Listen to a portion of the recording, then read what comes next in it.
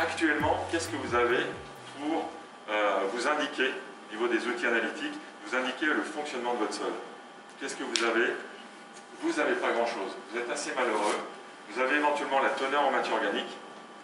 Vous estimez votre vie du sol à travers la teneur. Plus vous avez de teneur en matière organique, plus vous êtes content, plus c'est censé fonctionner.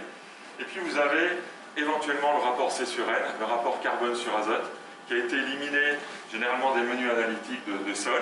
Il faut l'avoir fait une fois, on va dire tous les 10 ans. On voit un petit peu comment ça se comporte. Alors très clairement, à partir de ces indicateurs-là, vous ne pouvez pas répondre à tout un tas de questions. Alors voilà ce que vous avez généralement. Vous avez une appréciation de la teneur en matière organique. Vous allez vous situer dans une fourchette. Vous êtes plutôt satisfaisant, pas satisfaisant. Et votre activité biologique, c'est le rapport C sur N.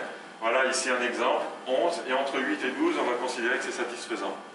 Donc ces indicateurs sont trop grossiers pour arriver à apprécier le fonctionnement, on va dire, l'impact de vos pratiques culturelles sur un fonctionnement annuel, bisannuel, etc. C'est quelque chose d'assez grossier. Le C sur N, on est sur des patents d'une dizaine d'années pour le faire évoluer sur des conditions normales. Donc c'est quelque chose qui n'est pas assez rapide en termes de transformation, d'évolution. Alors si on s'intéresse à des questions comme est-ce que mon sol est vivant, ça c'est la base. Est-ce que mes matières organiques fonctionnent? Est-ce qu'elles sont bloquées ou est-ce qu'elles minéralisent? Est-ce qu'elles sont actives?